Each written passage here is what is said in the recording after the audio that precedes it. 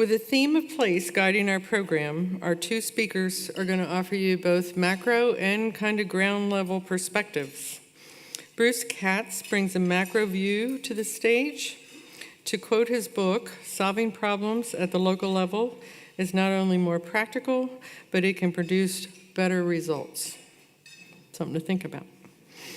Erica, some of you had the pleasure of meeting Erica this morning, and it was a wonderful morning. Thank you so much for doing that.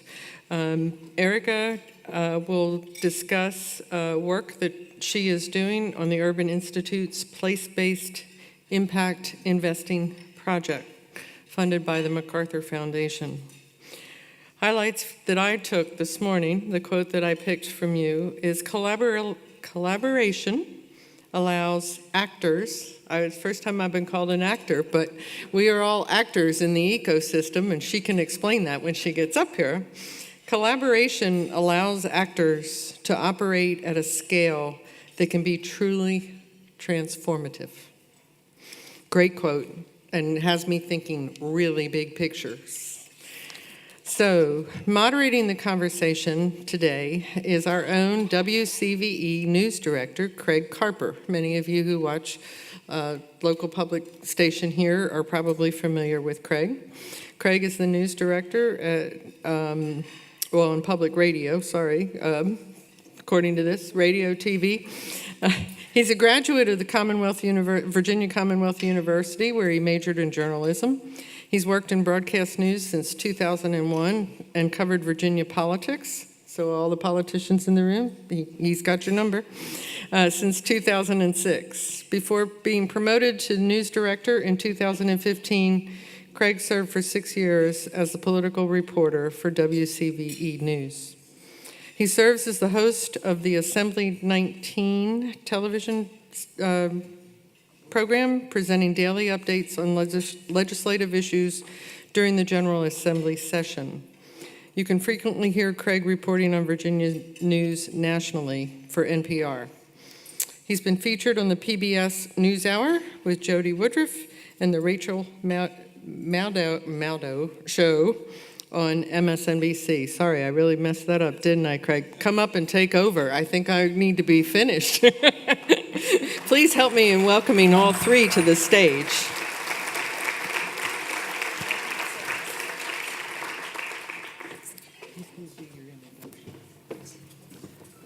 I think I'm sitting here. Now, since we're live streaming, I need to check with my production group. Are we doing okay time-wise? Are you all okay back there and ready to go? Okay, wonderful. And are we in the right seats? And can you hear us? Everybody good? Hello? Yeah. I can hear Bruce. 1, 2, Say 3. hi. There we go. All right. Well, thank you for joining us. It's great to be in this beautiful space. I'll introduce our discussion panelists first. Bruce Katz is the founding director of the Nowak Metro Finance Lab at Drexel University in Philadelphia and is co-author of The New Localism, if you haven't gotten your copies, How Cities Can Thrive in the Age of Populism. Previously, he served as inaugural Centennial Scholar at the Brookings Institution and as vice president and director of Brookings Metropolitan Policy Program for 20 years. He's a member of the RSA City Growth Commission in the United Kingdom and a visiting professor in practice at the London School of Economics. Katz previously served as chief of staff to the Secretary of Housing and Urban Development and staff director to the Senate Subcommittee on Housing and Urban Affairs. Katz co-led the Obama administration's Housing and Urban Transition team. He is co-author of The Metropolitan Revolution and the previously mentioned New Localism, and editor or co-editor of several books on urban and metropolitan issues, and a frequent media commentator. Welcome, Bruce. Great to be here. You can apply. And Erica Pothig is Vice President and Chief Innovation Officer at the Urban Institute. She leads the research at the Research to Action Lab, which is an innovation hub serving decision makers and creative thinkers eager to effect social change. The lab draws on the breadth and depth of Urban's research insights to test new strategies and develop cutting-edge tools, programs, and trainings, as well as provide strategic advice to public, philanthropic, nonprofit, and private sector leaders. Before joining Urban, Pothig was Acting Assistant Secretary for Policy Development and Research at the U.S. Department of Housing and Urban Development. During her tenure in the Obama administration, she was also Deputy Assistant Secretary for Policy Development and was leading architect of the White House Council for Strong Cities and Strong Communities. At the MacArthur Foundation, she was Associate Director for Housing. She was also Assistant Commissioner for Policy, Resource, and Program Development at the City of Chicago's Department of Housing. In the 1990s, she developed Mayor Richard Daley's campaign to combat predatory lending, prevent foreclosures, and stabilize communities. Previously, she was Associate Project Director of the Metropolis Project, which produced the Metropolis 2020 agenda for regional leadership around the major issues faced by metropolitan Chicagoans. Pothig serves on the boards of Mercy Housing and the College of Wooster.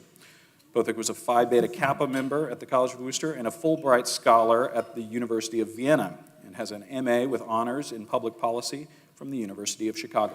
Welcome, Erica. Thank you. And as we begin, I'd like each of you to talk about how you define place and how that definition is or isn't driving economic development investments into communities. Sure, thank you. And it's such a pleasure to be here in Richmond at this event, really hosted by such a venerable and important institution to the state and to the region. So thank you, Jane, for that wonderful setup. It was wonderful to be able to celebrate your success, which is just truly remarkable. And it's always a pleasure to be here with Bruce. I was thinking, Bruce, it's been 20 years, right? That's right. Absolutely. And I don't think I may have moderated a panel you've been on, but I haven't been a co-panelist. I'm so excited about this conversation. And so thank you, Craig, for moderating it. So I think the first question is how we think about place. And what a wonderful question to be asked. And forgive me if I get a little bit conceptual for a moment and step back and think about that, because it isn't often that we get sort of posed that kind of a question. And so as I think about place, I think about the ways in which we organize place around the levers of change that we have available to us. And so there are three different kind of categories I want to set up for the conversation today. So one is how we govern resources. And the federal government has all sorts of ways in which it defines place and the ways it drives capital to certain kinds of places. One of the most recent one I know we'll talk about is opportunity zones. That's a very specific definition of what we mean by place. But some agencies of the federal government define rural communities as being cities of less than 25,000 people, others 50,000. We have all sorts of different definitions when we look at the public policies that define place. And so that is one way we look at place, and it defines also how capital flows to those particular places. But then we also have cities and counties and other parts of our federal system and states that are other ways we think about place. So we always have to kind of figure out what kinds of places are we talking about and who's defining that place. Is it organic or is it being defined for us? And public policy defines a lot of our places for us. And the other way in which we think about place, and I think Bruce is going to talk about this a lot more, is the way markets define place, the way they see place as the sort of, the agglomerations of different kinds of capital and activities. And that is, maybe more or less out of our control as people who care about public policy, but that's certainly another way in which we think about places, regions, as another way to organize. And then Jane started this invitation to think about the places that are so meaningful to us. So the other ways I do think we think about place is something I call, or Eric Kleinenberg in his most recent book, Palaces for the People, calls sort of social infrastructure. It's how we organize as communities. It's the assets we care about. It's that wherever you were. And he talks about libraries and parks and those other dimensions of place that I think are so emotional for us. So those are the kinds of ways in which I think we can think about place. So it can be different things to different people, which is why I think as we enter into this conversation, we can help challenge our assumptions about when we're talking about place, what are we actually talking about? And Bruce? Well, after that invitation to think about a place, I got really mellow. I won't reveal my answer. But, so I want to build on what Erica said, because, and this is sort of a prior life with Brookings, we were really trying to focus on two levels, and this is from an economic perspective. At one level, the organic unit of the national and global economy is the metropolis, right? Cities, counties, exurbs, rural areas. These are commuter sheds, these are labor markets, these are housing markets. They may not actually work together very much, but if you took down all the lines, all the jurisdictional lines, that's the organic market. In the United States, when you add up all of our metropolitan areas defined as commuter sheds, they're 84% of the population, they're 91% of the GDP. On every indicator that sort of indicates progress, prosperity, innovation, infrastructure, it's like 99%. So we're a metropolitan nation. We don't act like one, but we are. The other place is more micro. And what's happened over the past 15 or 20 years is the innovative economy increasingly is looking for small geographies. At Brookings, we call these innovation districts, but we could call them something else. And they tend to be relatively small areas, square mile, 2 square miles, usually around downtowns. But what they really congregate around are those anchor institutions, advanced research universities. There are many of these in Virginia. Mature company, startup, scale-up, incubator, accelerator, where the ecosystem has sort of a density and a thickness so that you're accelerating the commercialization of research and product and process innovation.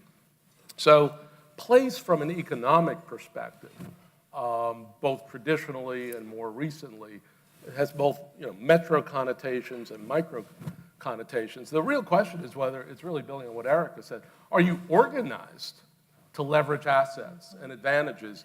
And are you organized to ensure that as growth occurs, there's shared prosperity?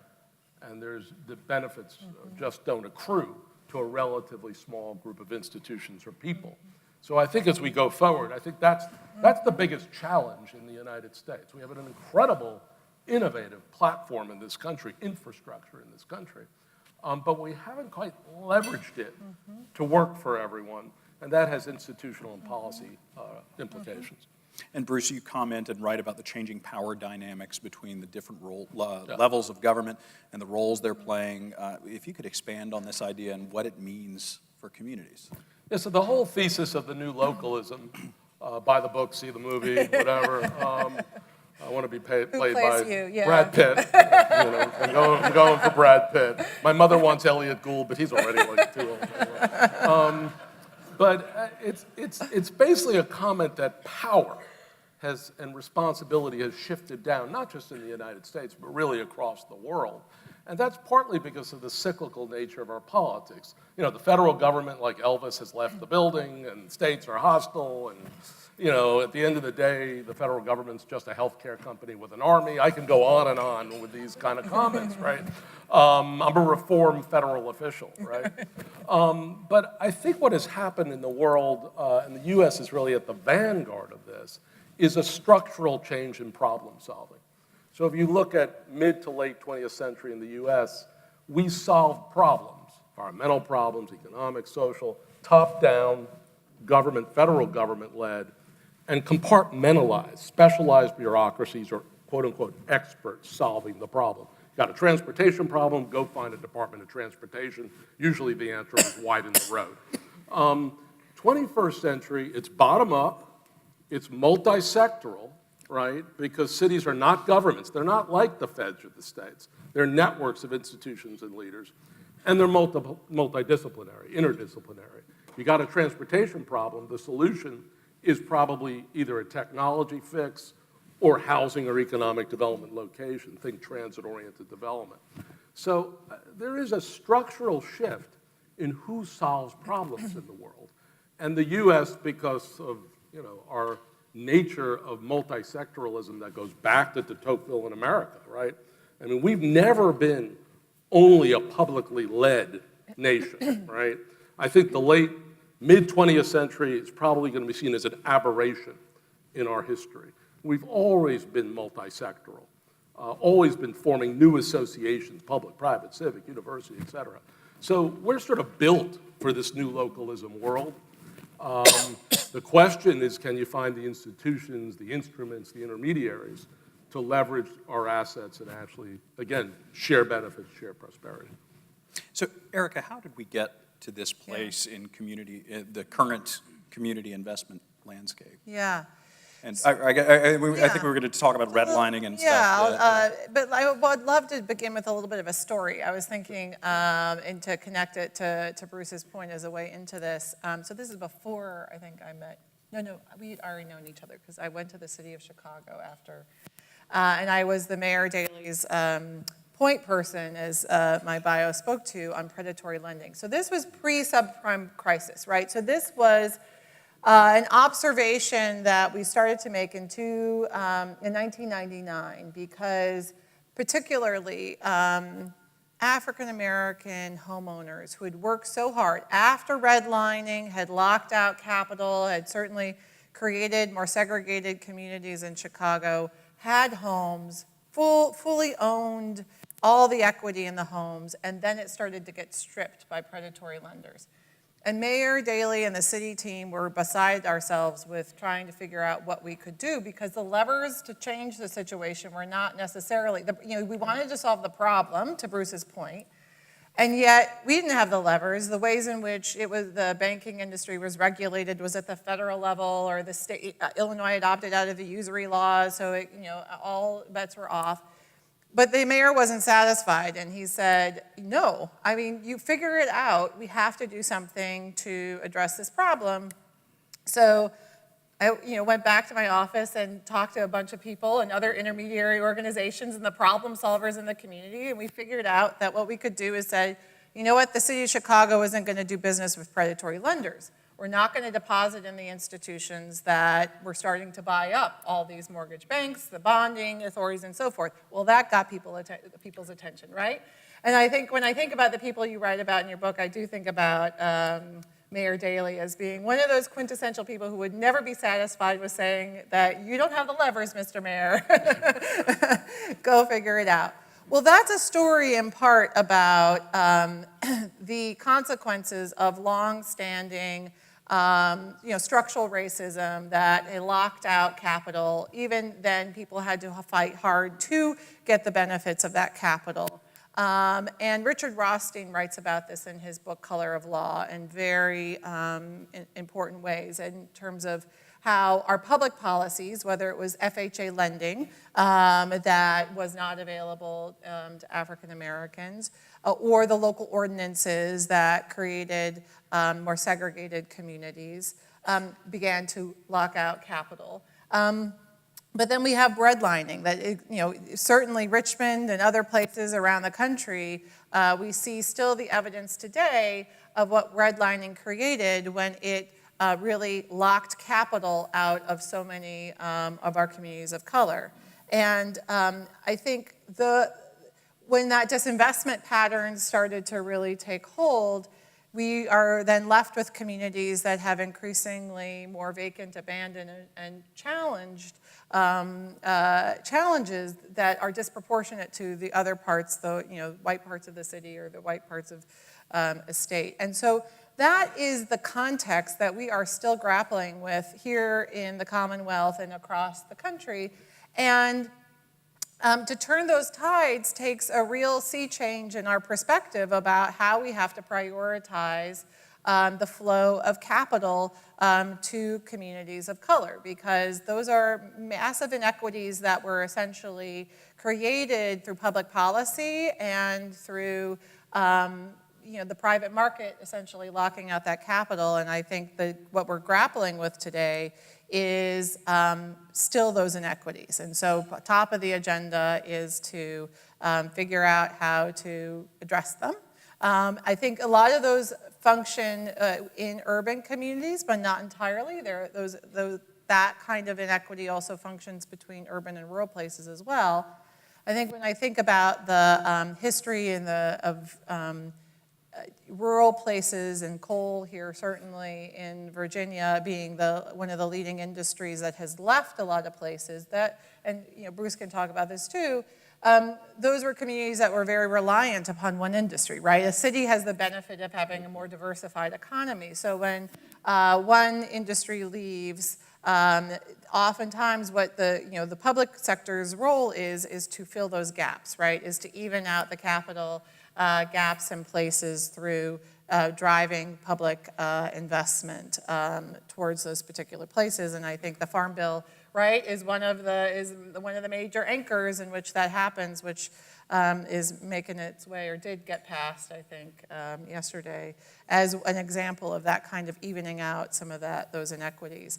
So the problem, these are things that are both inequities that exist within cities that you see across neighborhoods, inequities in between places in Commonwealth of Virginia, but also I would want to point out that we have inequities within the United States where 80% of venture capital is flowing basically to California and the corridor between Boston and DC, and many, many, many communities in between are not seeing that same kind of investment. And so I think one of the big questions is, and even Amazon reified that, and other major companies are doing that too. So how do we attract that kind of venture capital to the other kinds of activities in other parts of the United States, I think is a major concern.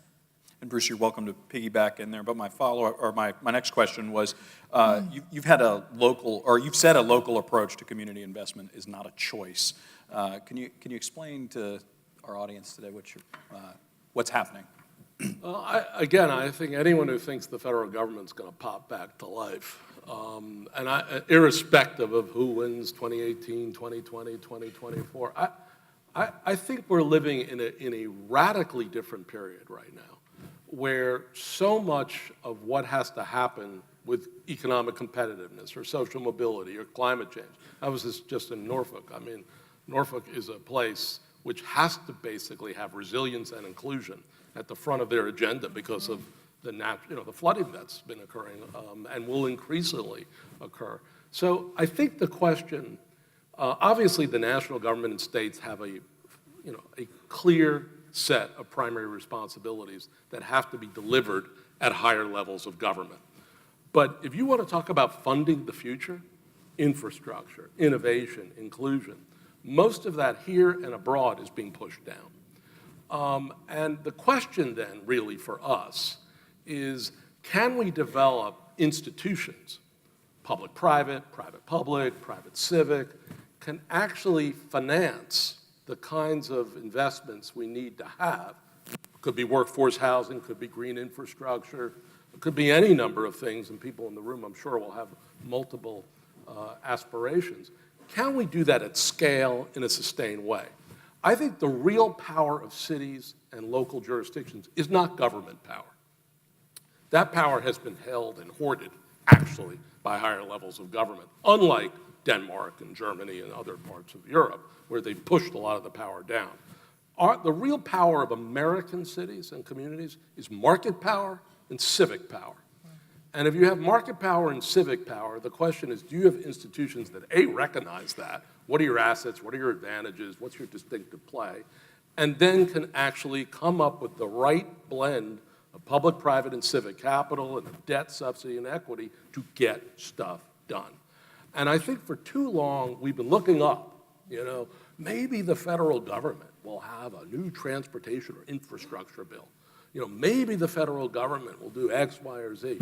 And, occasionally they'll do something. I mean, usually by accident, and usually sort of a mix between good, bad, and just stupid, because I think the markets are moving too fast, really, for these 18th century kind of, government systems to really be agile enough to adapt. And this country is so diverse, unbelievably diverse in terms of economy, culture, et cetera, et cetera. So I think we have to build a new set of institutions in the United States that are not just about delivering federal programs, which is like a 20th century model, but making markets that work for people. And we have some models out of Northern Europe, some models out of parts of Asia, and some models actually in the United States. We just have to adapt them faster, accelerate their replicability. So that's, pretty much what I've been focusing on. Erica, in your work studying impact investing, what models and collectives are you seeing have the most impact? So this is great. So I want to build on this. So Bruce talked about the intersection between market and civic power, right? So one of the things we've been doing over the last year is looking at this emerging field of actors across the country that are doing what we'll call place-based impact investing. And we focus particularly on collaboratives that were doing this work focused on bringing transformative change to places that were intrinsically important to the people investing in them, and communities figuring out how to create the market vehicles to attach to the civic infrastructure that then drives capital to places that need it. And so my colleague, Sheena Ashley, led this research, and we interviewed 60 different efforts across the country that are in one form or another doing what we call place-based impact investing. And so these ranged in levels of sort of informal to more formal kinds of efforts. The work here that VCC is so much a part of is sort of at the maybe more informal early stages of networking and peer-to-peer learning and getting a handle on what are the opportunities and educating people about impact investing. And we see a lot of those efforts across the country that are really important. You then have efforts called consortia, which are sort of like, okay, we're a little bit more organized now. We're talking about how to align investments, and then we might, individually make some investments together. And then you go to the next level, and you are really creating more alliance and more structure around pooled funding and making joint decision-making and sharing staff. And that's getting it even to a little bit of a higher level of civic participation. At the most formal level, we call them place-based impact investing platforms. And these efforts are, the most significantly sized one is Benefit Chicago. Apologies for all the Chicago examples. It is where I am from and where I draw a lot of my examples. But in this particular case, MacArthur Foundation, Chicago Community Trust, Calvert Investment Capital have all collaborated to raise $93 million of capital. Some of that's from the foundations, but they raised $31 million of that from individual investors or other kinds of corporate investors in a fund where even if, I as an individual can go and buy a Calvert investment note for $20, and that can be my contribution of impact. And then they're investing in nonprofits and social enterprises.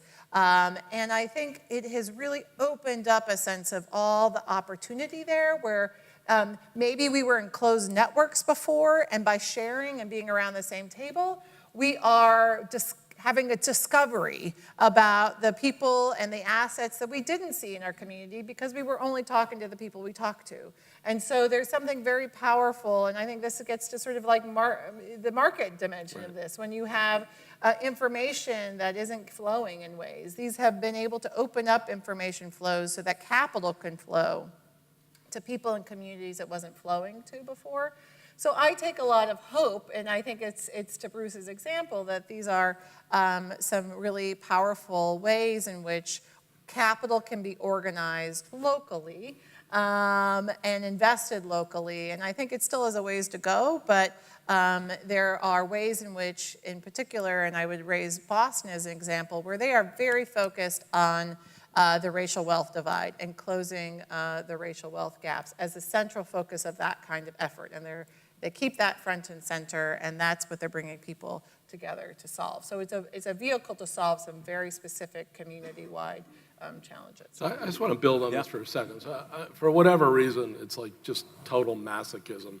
I decided with a couple friends of mine to crisscross the United States over the past year, mostly around these opportunity zones. I've been to more opportunity zones than probably anyone in the United States has been or wants to be.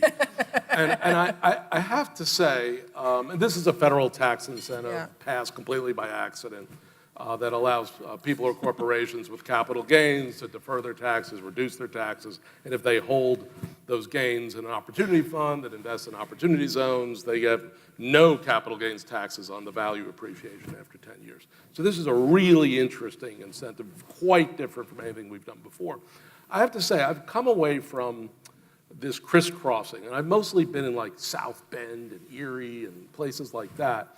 The challenges we have in the United States of spatial disparities between the Bay Area and the South Bends of the world are much deeper and pronounced than I think we understand. South Bend is still recovering from Studebaker leaving in 1963. I mean, that's how bad this is, right? Now, of course, Notre Dame sits like, 5 minutes away, and it's got a $10 billion endowment. We can come back to that. But what I've also found is it's not a lack of capital, really, in the U.S. We have so much wealth in so many of our communities. What they're missing is a conduit for investing back in their places. There is like such an intense desire and commitment to place in this country. But what people do of means is you put your money with a wealth management firm and they send it, God knows where they send it, to get those high rates of returns. It never comes back.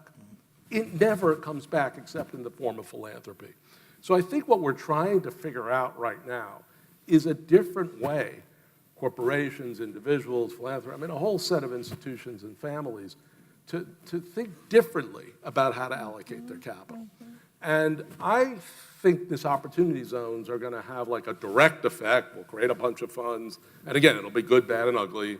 Good, bad, and indictable, depending on which city you're in.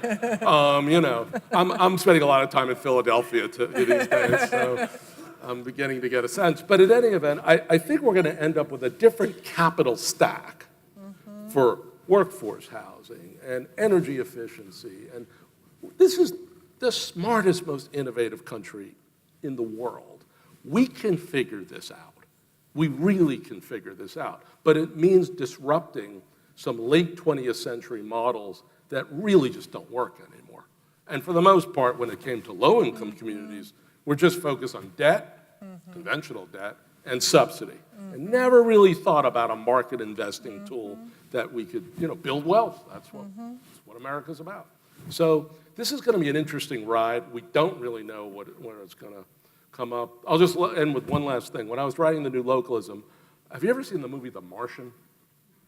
Yeah, with Matt Damon. He's the other person who could play me, I suppose. But so he's like stranded on Mars, and somehow they get him back. And the last scene, he's like teaching a new class of astronauts, and they said, how did you find, what happened? And he says, well, how did you get yourself back? Well, I did the math. I solved one problem, and then I solved another problem, and then I got to come back home. We got to do the math again in this country. I mean, to really invest in what we know matters to people and what we know matters to places. We've gotten really lazy, because we thought the feds would just sort of fix it all. Well, that ain't going to happen. We're just going to have to do it Wikipedia-like, community to community, create norms, create models, create institutions, and the technical term, I can say this on television, get shit done, right? We're going to open things up to questions in a minute.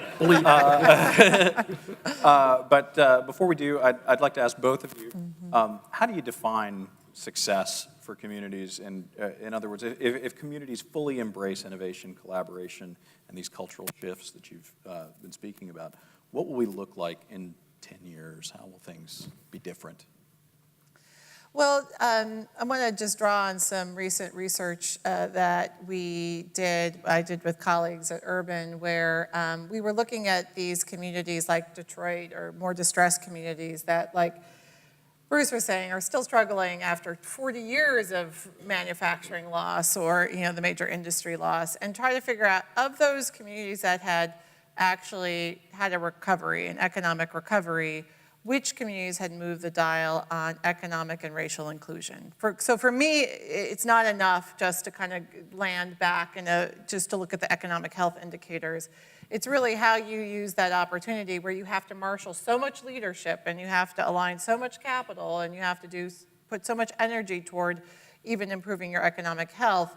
There are times and there are choices and decisions that get made in that process about how you organize capital, about how you distribute it, about how you create more shared prosperity. You have the opportunity to do that at that moment. And so we looked at the places that had gone through what we call an inclusive recovery process, where the communities, where you became more inclusive in the process. And I think one of the things we learned is when you're doing this kind of investment, there's a couple different ways to look at it. A lot of our current kind of narrative is around, well, we create a community benefit agreement where we drive the capital and then we carve out this little piece over here for the community and maybe that will satiate or mitigate against any kind. No, I think the really authentic processes that we think have hold is when those efforts see the people, the low-income people, the people of color as the asset. And you build the strategy around people in the community who are living there today. Because if you have a community where you build something that is inclusive for the people there today, you will attract other capital and you will attract other people to that place too. So those are the kinds of things the way in which I define success in these efforts. What happens when we do the math? I think when we do the math, I think on the, so the labor supply side, people, right? What we want to do is give every individual the potential to be middle class by middle age, right? We've lost that sense in the United States. And partly because we're not investing early enough in kids, so by the time they're in kindergarten, they're already behind and they never make it up. So we've got to have a cradle to career perspective, bottom up. We don't want anything dictated by the feds anymore or the states because it tends to be too bureaucratic, too compartmentalized, too rigid to adapt to radically different regions. So bottom up, cradle to career, invest in kids early on and keep those investments going in a fast-paced economy.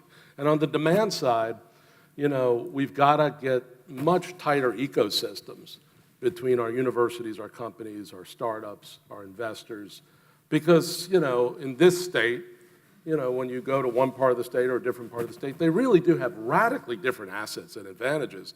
And it's going to take some kind of collaborate to compete effort to really unlock the true potential. I think the U.S. is underperforming, given our infrastructure of basic science, applied R&D. Again, because we are a healthcare company with an army at the federal level, they invest more than any other country in R&D in the military and in health. They don't really do it in energy. That's a long conversation we can have outside, I suppose. But that's what they do. So we have this infrastructure, right, of hundreds of billions of basic science resources coming into our advanced research universities every year. And we're not doing enough to commercialize that in place after place, because that, I think, will, on the demand side, get us back on track. So supply and demand, I went to law school, basically, so I learned nothing, but it's all, I had to, self-teach myself economics, after going to law school. So it's in your spare time. In my spare time. Yeah. And with that, I think we're going to open it up to audience questions, and Jane is going to help us out. I'm going to try to help direct the questions, and I think we have 2 floating mics back there. We always try to make this an event where you can be part of the conversation, not us talking to you. So if anyone has a question, raise your hand. I see one right here up front. That's a good place to start. And hold on, the mic's coming, Mary. While we're waiting on the mic, I want you all to know there are 23 different groups that are online right now viewing this event all across the country. And so thank you to all of you out there. We appreciate you joining us and hope you will enjoy the Q&A session. So I have a question for both Eric and Bruce. So city government, federal government. Mm-hmm. 2 parts of the federal government, legislative and administrative.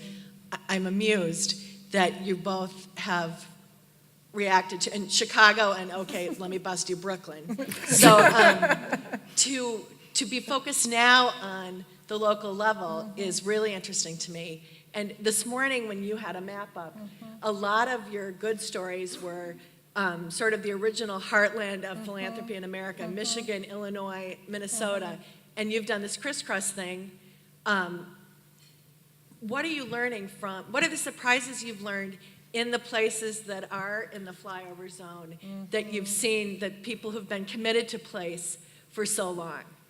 And I've never seen you so excited about anything. And so how are you going to make it percolate?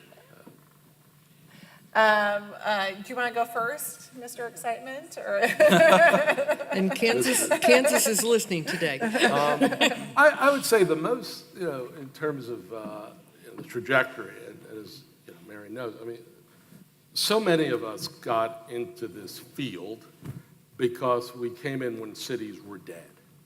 If you go back to the late 80s, early 90s, it was Blade Runner, it was Escape from New York when Manhattan became a penal colony, I mean, I love these movies, by the way, but think about what has happened in the trajectory of our lifetime. Cities are back, right? And the cores of cities are being restored. And what we're really seeing is the anchors, whether they're universities, to some extent healthcare, but corporations, are beginning to really become a platform for innovative growth.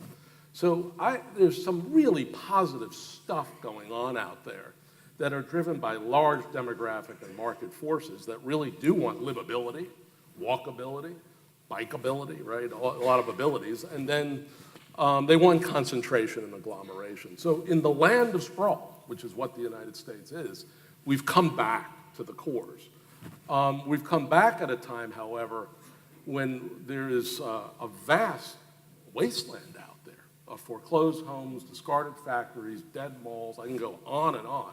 I mean, it's sort of a shock to go around the country and see how vast the empty areas are, or areas where it's not clear what the market investment is. So my conclusion to all this is we're going to need a level of financial innovation. Remember financial innovation, when we had the crack up a decade ago? That was the worst kind of financial innovation. We need real creative engineering to rethink the public, private, and civic capital and come up with these new kinds of instruments and institutions for capital that really wants to do the right thing. They're not looking for vulture returns. They're not parasitic. They're looking for guarantees. Maybe 3, 5, 7%. Looks pretty good given how volatile the stock market is right now. We need different kinds of instruments, different kinds of policies at the state level in particular, so people feel that these kind of investments back into the core of our country are safe. So I think this could be this incredible, innovative period in the United States, both for doing real stuff, place-making, economy shaping, talent preparing, but with new kinds of capital, instruments and institutions being deployed, all bottom up. If the feds ever get the memo, it'll usually be 2 decades from now. Who knows? But we'll see. I want to take your question in 2 parts. One is just to maybe even clarify my thinking about this. So I am super excited about what's happening at the local level, but to tie this back to the story I talked about in relationship to predatory lending, that was in the late 1990s. That was before there was regulation at the federal level. We went with and tried to reform what Dodd-Frank reformed at that particular point. So we had a federal strategy, we had a state strategy, and then State Senator Obama actually was the governing senator who created the new rules at the state level to mitigate the lending practices. But then what happened, right? We didn't get Dodd-Frank until after the financial crisis. So I am a believer that the federal level really matters, and it matters for a lot of consumer protection considerations, and a Department of Justice that isn't paying attention is a danger to all communities. So I take the point of view that the federal government plays a very important role for protecting our communities from some of the market forces that are more nefarious. So that's sort of one piece that is a balance in my perspective.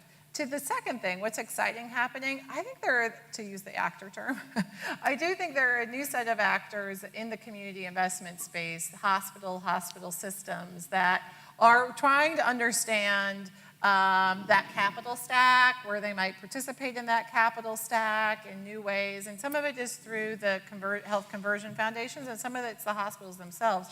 We have new research underway. We are surveying the CEOs of hospitals across the country to understand what they're already doing and how they're thinking about what resources would they need to understand and invest treasury dollars as well as charitable dollars into, in this particular case, housing, affordable housing investment. But you can think about how that translates into other kind of community investment activities. That feels to me like that's some of the burgeoning work that's happening across the country, certainly in the middle parts as well as on the coast. And we've had a real good example of that with Bon Secours here Yeah. in town. They've been a wonderful citizen and continue to be. Other questions?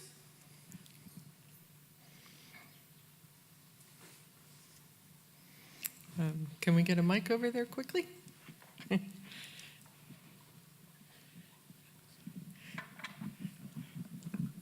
Yes, thank you.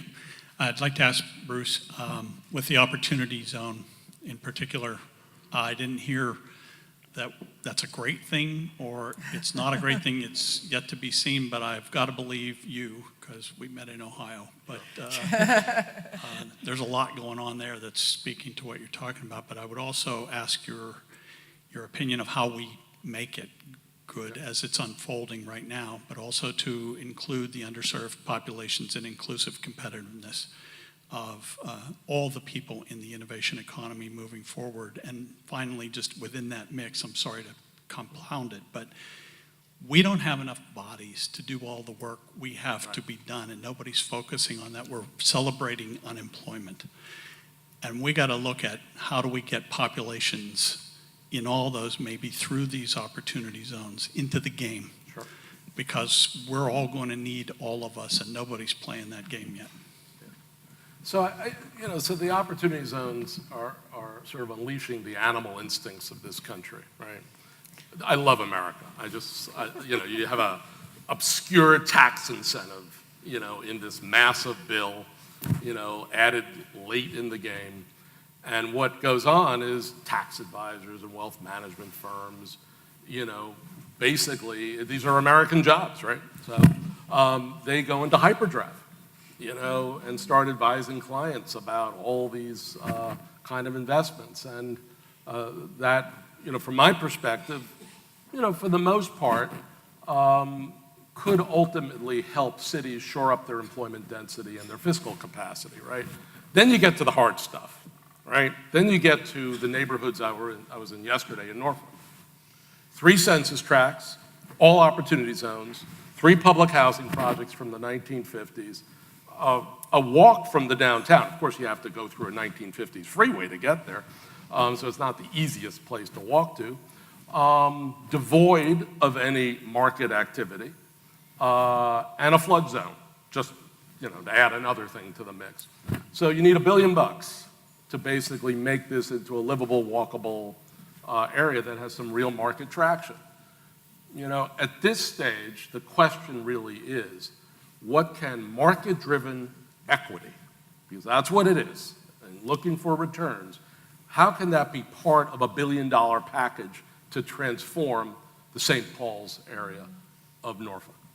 I think this is doable, frankly, because the government basically owns the whole place, right? Like a walk away from the downtown.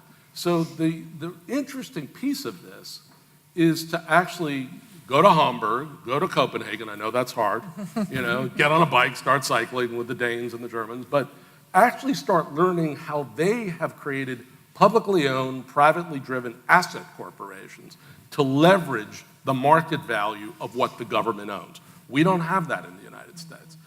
If you ever find out what the public owns, and that's a mystery in and of itself, it's usually sold in a fire sale. We have a budget gap, sell that property, right? In Germany and Denmark and in Holland, they're managing it for the long term. So I could envision the opportunity zone, so this was clearly never the idea, though I think Cory Booker got it, right? He's one of the sponsors, was we need different kinds of institutions in neighborhoods like that to ultimately leverage value to ultimately get to the $1 billion. The opportunity equity may come in at 150 million, and maybe we'll guarantee a 5% return, but that only gets us 15% of the way there. So we're going to have to figure out different institutions to ultimately get this done. Eminently doable if we get out of our parochial American bubble and start thinking about what to learn from the Northern Europeans or even some of the Asians, right? We're too focused in ourselves, and we're still too hierarchical looking, well, maybe the feds will do another, sort of gimme or whatever. I think we have enough capital to do this, but it's going to require some different institutional mechanisms. Other questions? Oh, we got one in the back.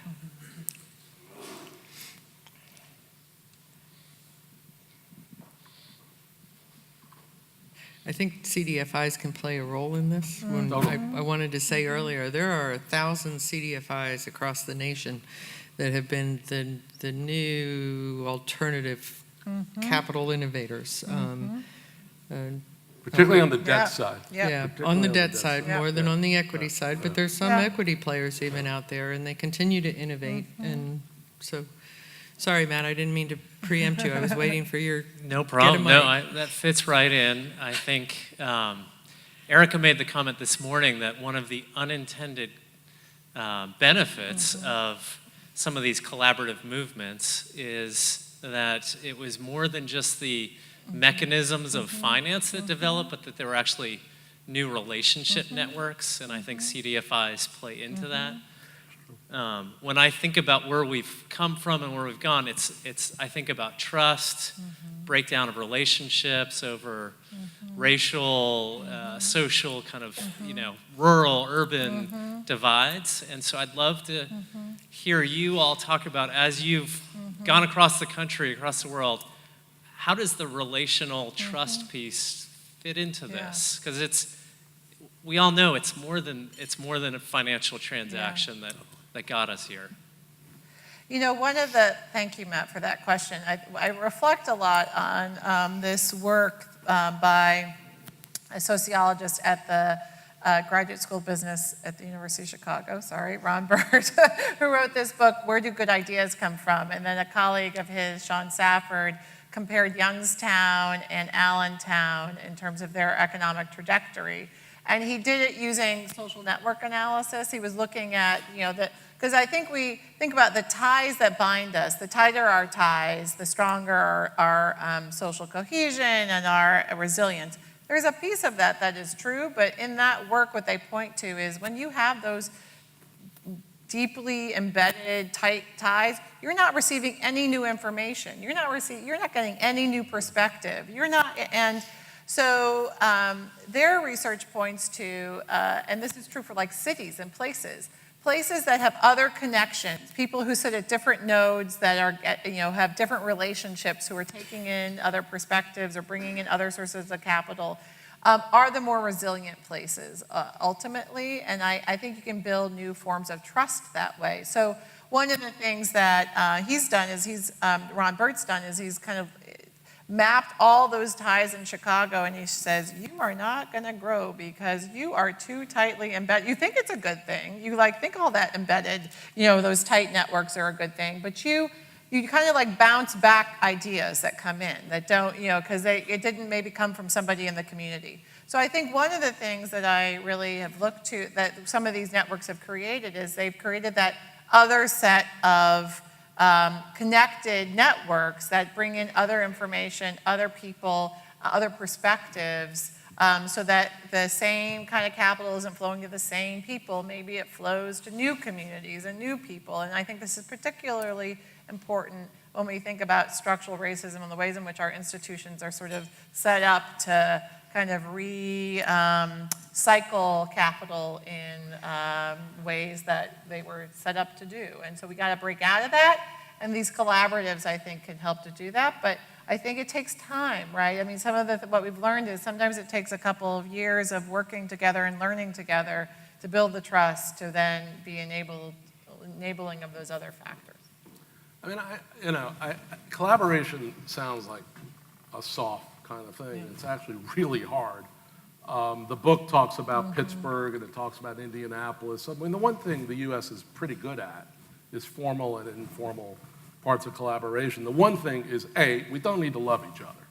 I mean, the places I've been, that I actually extol as working, everyone tells me privately what they really think, but they understand that success comes from being an ecosystem rather than an ecosystem, and they begin to play well together for mutual benefit, for individual benefit. And the second piece is trust really comes from getting stuff done. We have to have a conversation, we have to air a lot of things, et cetera, et cetera. But if at the end of the day, there is nothing invested in, there will be less trust. And I do think what's happening right now in the US, but it's not consistent. Some parts of the country want to do the art of the deal, right? Well, I've heard that somewhere before. But I mean, they actually are trying to figure out in a collaborative way how to do that St. Paul development in Norfolk, right? Now, they've already built a bit of trust because there's been community visioning and engagement and so forth. So they're actually sort of at the process where they actually can get to the financing part. But other places, I think, are almost shying away from investment, and almost shying away from market revival as if that's a bad thing. I guarantee you, we are not going to build wealth for anyone in this country unless we begin to create jobs, build value. I mean, so there is a much harder conversation to have with, at the end, I think, some real, tangible investments that must occur in these communities that have been disinvested and really disenfranchised. But it's not going to just happen from conversation. We're going to have to do deals. We're going to have to do transactions. And we're going to have to, this is going to be messy stuff. Some parts of the country will just get it right. They'll have the intermediaries, that can really smooth. And other places, we're probably going to end up in the next 5 or 7 years, because we don't have that safety net anymore from the feds and the states. We're going to end up a bit more divided. But I think if we want to be true to really reducing poverty, building wealth, et cetera, we better start moving some capital around here. I mean, that's like the bottom line of how I'm going to be measuring stuff. It's not the conversation. We absolutely agree. I want to put an explanation on one point that you just said, and that the vision of how to move that capital and towards what needs to come with community voice, not just hierarchical voice. And I just wanted to kind of call that out because you mentioned it as you were talking, and I'm a true believer that the answers have to come and be visioned by the people that are going to benefit, in addition to the people who think they know the answers in the first place. So we're running out of time. You all have been delightful. Let's give them a round of applause.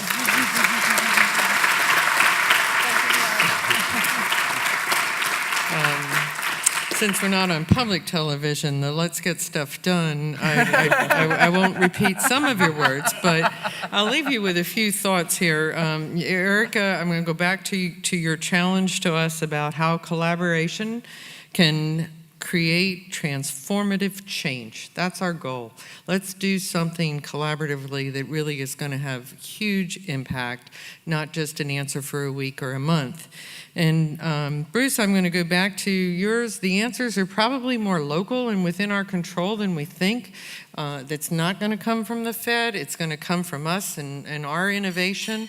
And the whole concept about let's get some work done, I'll end this by saying the VCC tagline, let's do more together, guys.